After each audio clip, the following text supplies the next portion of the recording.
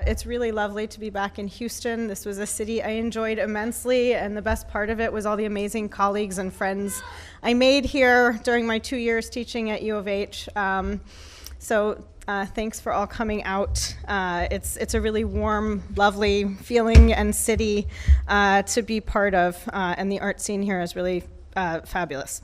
And of course, thank you to Annabeth Rosen, who's the subject of tonight's lecture and who, of course, is the real force at work here. I'm going to play a little clip. It's a silent clip.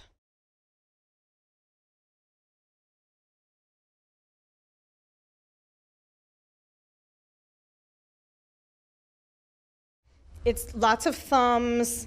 Back and forth. I could do it for you because I've seen it so many times, and it takes forever to actually get to the point where they add like a heel. So you see lots of gestures, and then you finally see them go like that. And then they rise up on their toes. And they go back to the beginning over and over again. So now we'll just cancel out of that and you can watch it yourself. I promise it's worth it. Labor-intensive but mesmerizing, this methodical approach is a particular formal conceit, an amassing of both sequence and form, indicative of time, labor, and repetition. It offers viewers and spectators the chance to inhabit the memory of movement, seeing for themselves the process by which a dance is created through an arduous building process. Since the early 1980s, Annabeth Rosen has made ceramic sculpture that utilizes accumulation as a primary approach to form building.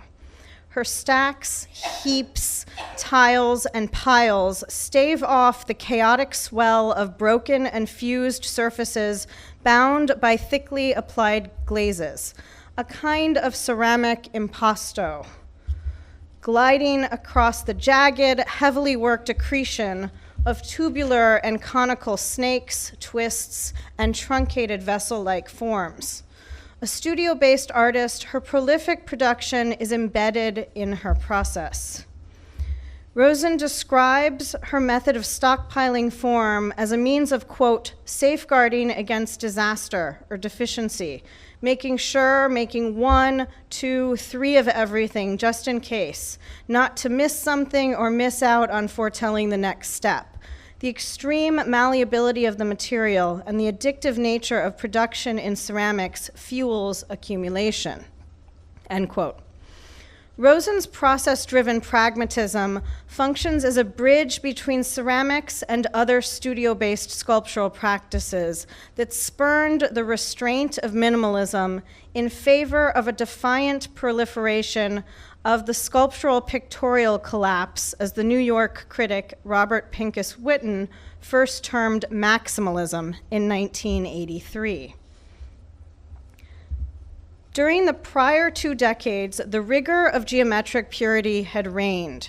Donald Judd's lacquered stacks, Robert Morris's beams and planks, Richard Serra's Corten steel, all minimalist sculptors who had emphatically rejected craft skills and the irregularity of the handmade in favor of systems, factory-made objects, and modularity. This repression meant that many artists across a broad swath of media were hungry and excluded. Rather than waiting for an invitation, they feasted, gorging on the lushness of color, the splendor of symbolism, and the lyricism of organic forms. Embedded in the New York art scene, Pincus Witten was referring specifically to the generation of neo-expressionist painters such as David Salle and Julian Schnabel, artists who were then having a meteoric rise just as Rosen was emerging from graduate school in the early 1980s. Many of you know in this room, but for those of you who don't, Julian Schnabel also had an early path through Houston. He was a student at the University of Houston in the painting department, and every time you read an interview with him, he talks about hanging out and spending hours at the Rothko Chapel. But the term maximalism is a useful one, as Rosen has consistently synthesized line drawings and dimensional form to move seamlessly between the picture plane and spatial ideation. In her studio practice, drawing is a generative process for working out the dynamism of her sculptural forms, often exhibiting both together. Such pairings have sustained her practice over the last 30 years. Rosen's works on paper are semi-abstract profusions, early on stacking the drawings as if layering vessel forms, and later on making repetitive marks, flat and tubular stripes, roiling the wall in whorls and waves as in white stripe heap, seen here. In Stripe Pile from 2012, bulbous dimensional stripes overflow, taking on the character of a stylized weeping willow that firmly eschews the conventions of landscape painting in favor of the thick staccato brushwork reminiscent of Philip Guston. Layered washes of gouache create a dense background texture upon which the stripes terminate, their branches ending in vessel-like bulbs that evoke by turn a mane of feminine hair, folk art bottle trees, and as well her own ceramic iconography. A view of her Davis, California studio from 2008 showcases a cluster of 4 vessel constructions, the tubular stripes in the flesh, so to speak, set on stools against a rollicking drawn panel, the sculptures melting into their own patterned likeness. This stunning camouflage precisely evokes the sculptural pictorial collapse that Pincus Witten sought to define. These sculptures, Squill, Cloud, Untitled Palisade, and Bear, become an impromptu installation of expressive objects tethered to their visual dream world, a splendid panoply with its own panorama. Assembled piecemeal and precariously balanced, the forms themselves are often lashed together with wire and fired, concretizing their improbability and reveling in the vast assortment of shapes and forms that come from breaking the rules and discarding the assumptions of ceramics' material limits. Rosen's titles revel in wordplay, dabbling in the onomatopoeia one associates with the sounds of mucking about in clay. Swale, squall, stump, swole, droove, burble. These words suckle and bulge, gurgling and oozing at the contours of their own formation. Even early on, Rosen was preoccupied with the intensive materiality of her chosen medium, capitalizing on its volumetric potential, that is, the ability to take up space. Just as a counterpoint, here are 2 different artists working in the vessel tradition at different scales. A Northern California predecessor, June Schwartz, an enamelist whose works are palm-sized and intimate, and June Kuneko, a ceramic sculptor based in Omaha who produces large-scale public art commissions. Rosen's work fits somewhere in between. Throughout the 1980s, during the emergent stage of her career, she received a bevy of fellowships early on from the National Endowment for the Arts and important residencies that included the Fabric Workshop and the Bemis Center, which is in Omaha, where Kaneko works, and he proved to be a very good early mentor to her, that afforded her the opportunity to focus productively on establishing a rigorous studio practice, first in New York, then in Philadelphia. She was also among the inaugural class to be awarded the Pew Fellowship for Artists in 1992. Commencing in the early 1990s, she made a series of bas-relief tiles, ovoid and square, which prefigure her own intensely abstract sculptural works. Displayed singularly, each glazed tile is a highly textured configuration of carefully arranged flora and fauna, offset by repetitive gridded or lattice patterning, such as these dimensional and intensely haptic tiles, in which an overgrowth of ovoid and conical forms house shells and egg-like baubles.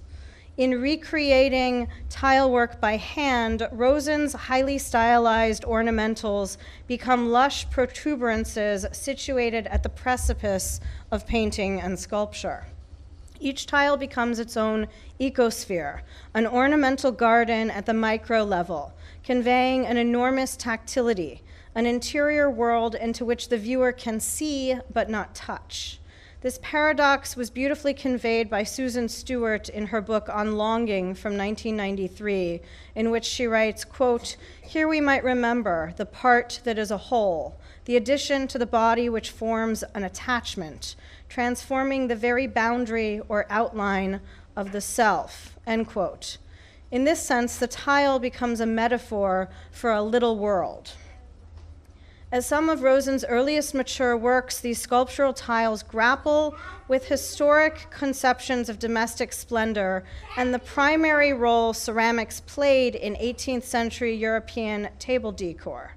In that era, the creativity of the menu and its presentation were the centerpiece of courtly entertainment, coordinating banquets for dozens and sometimes hundreds of guests.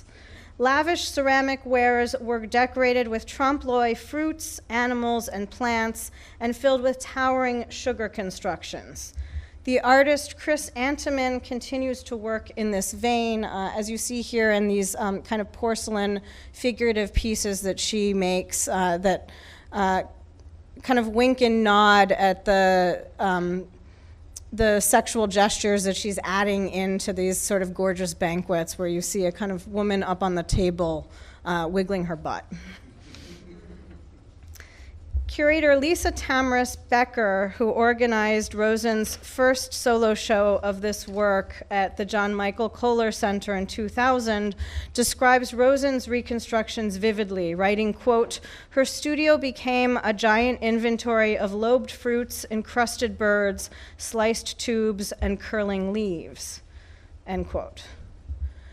Throughout the 90s and 2000s, Rosen's tightly organized forms morphed into larger, looser clusters in which she moved away from lifelike renderings. One of the defining features of her ceramic oeuvre is that she has continuously experimented with asymmetrical and discontinuous structures, rejecting the canonical rule of clay that prohibits the combination of wet, raw forms and already fired pottery shards. In joining these two disjunctive media, it is not an exaggeration to state that she has single-handedly reset the parameters, ushering in a new era of ceramic sculpture spearheaded by a woman rather than a man. Through her pronounced commitment to accrual and recombination, she has injected a highly original, specifically abstract sensibility that previously did not exist in post-war ceramics. Rosen's vast topography of experimentation has yielded the introduction of new forms marked by an asymmetry and biomorphism loosely based upon or evocative of the body and its processes. Her uncommon approach to materiality champions contingency, ultimately one of the grand metaphors of ceramic practice, where utter destruction and the delicacy of the object itself teeter together at the ledge of the kiln, living on the precipice of risk. This is because ultimately you cannot control what happens in the kiln. It's an uncontrollable environment. Objects explode, glazes become black. Kilns are not foolproof.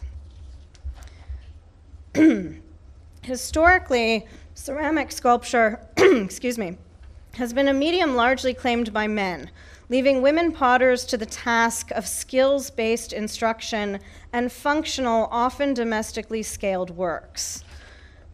This is one of the arguments I make in my recent book, Live Form. Women potters were heavily involved in the creation of alternative circuits and new forms of pedagogy or teaching, pioneering ceramics as a therapeutic and performative medium of social engagement, as an antecedent to the forms of social practice that are now widely popular among contemporary artists. In my project, the ceramic vessel becomes, in one sense, a foil. the shell object loaded with metaphorical and symbolic values of female labor, and on the other hand, dematerialized, in tandem with the larger conceptual practices of the 60s and 70s, in which artists saw fit to engage with different forms of aesthetic experimentation, not limited to traditional object making. Frances Senska, whom I've just showed you, was one of these women potters, very underknown, the first teacher of Peter Voulkos, whose work you're seeing here, whose early career should be counted as one of the, quote, definitive ruptures in modern sculpture, to borrow a phrase from the eminent historian and critic Rosalind Krauss.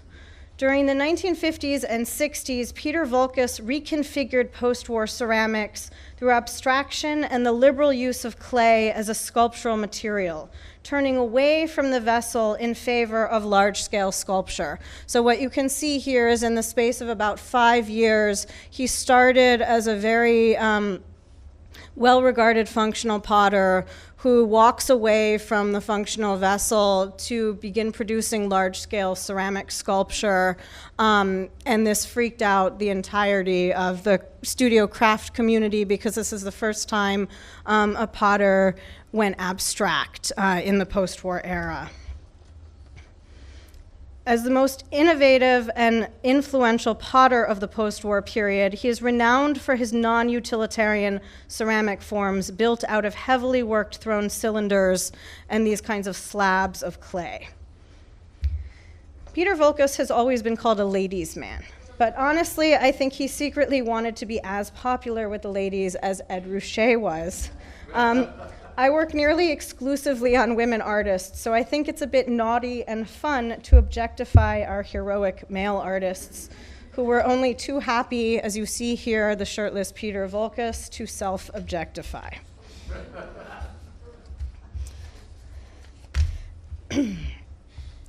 Often gashed, slashed, or punctured, Voulkos's objects were controversial both for their destructive qualities and their size, which approximated sculpture in an era, the 1950s, when craft and fine art were still treated as disparate or distinct disciplines. He taught at the Otis Art Institute in Los Angeles from 1954 to 1958, then trained a second generation of students at the University of California, Berkeley, from 1959 until his retirement in 1985. For 3 decades following, from the 60s through the 90s, Voulkos's Otis Art Institute students, for instance, John Mason, Ken Price, and Jerry Rothman, propelled his lessons in new directions in their own practice, playing loose and fast with the rules of clay. If you see him here, he's also shirtless. For many ceramic artists, Rosen included, Voulkos was an important and early touchstone. However, Voulkos also propelled forward a lineage of macho posturing that proved inhospitable to women in academically based ceramics programs.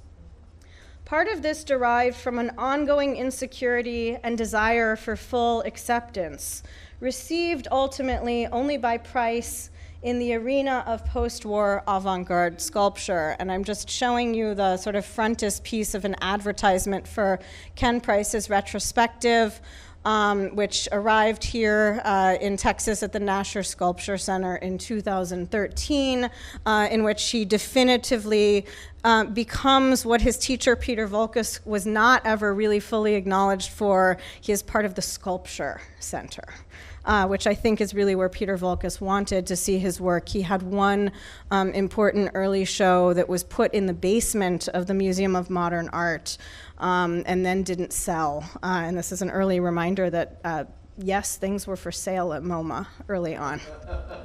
But this is really where Voulkos, I think, really wanted to see his work live, and he didn't live to see that happen. For women artists such as Rosen, who always worked under the tutelage of male artists at both Alfred and Cranbrook, the experience of pursuing studies in a largely male discipline meant a penchant for strengthening oneself against the onslaught of criticism, casual sexism, and lack of support. These conditions were also endemic to painting and sculpture departments, and one of the reasons why women artists pursued alternative materials and processes.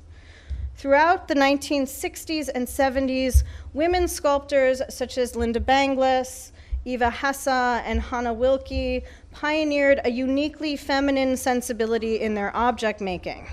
The body and nature became focal points for the kinds of forms produced, in which an austere sensuality dominated, offering non-representational and human-scale creations, such as Hannah Wilke's Sweet 16, which, as you see here, are basically little ceramic vaginas.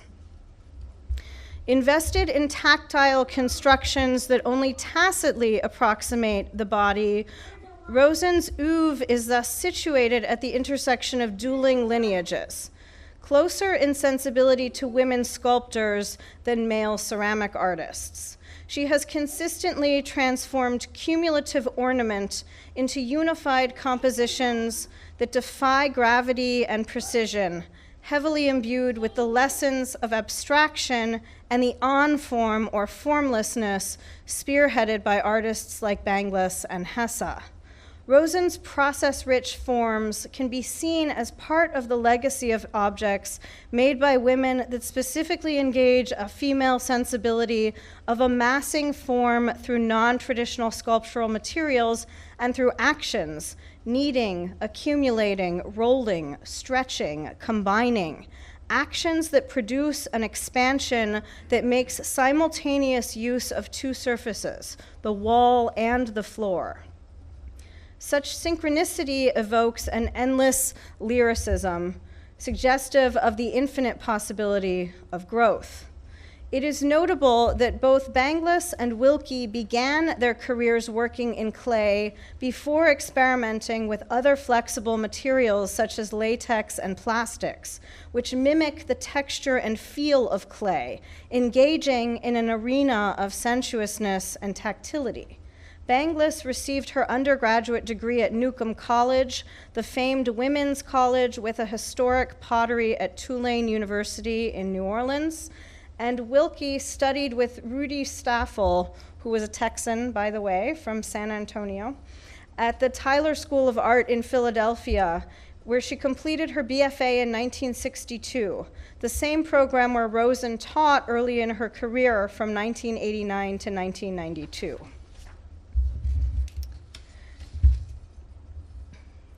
In choosing to fabricate her own parts by hand, Rosen's organic forms are dependent upon a process-based momentum infused with the briskness of near-constant labor, a factory of one, in effect.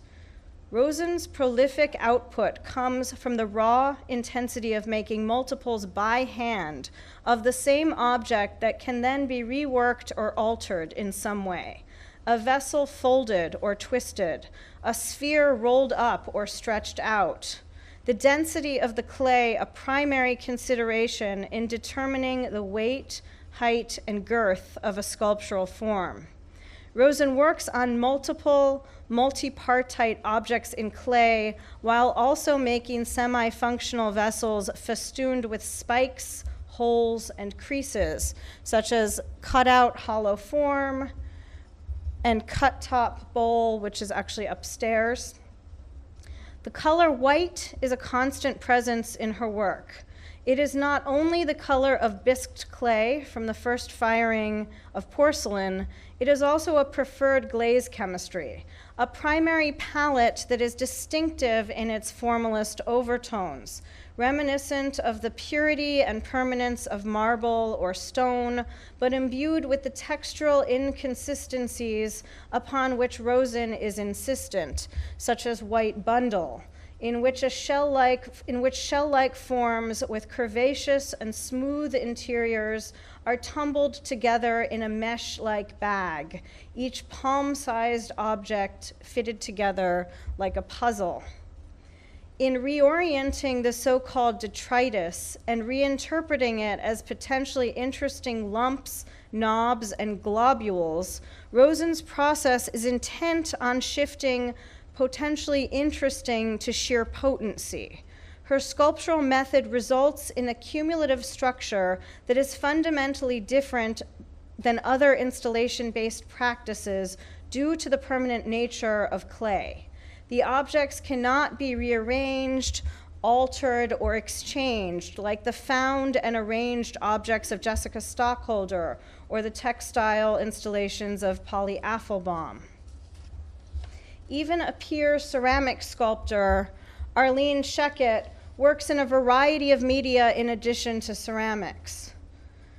It is Rosen alone who has stayed the course, pioneering a caustic sensuality in her sumptuous eruptions, eschewing the carcass of minimalism and leaving behind the totemic, postmodern geometric forms of John Mason, Richard Slee. This work is actually owned across the street. I purposely found all these Texas references for the Texans, or Edmund Duval.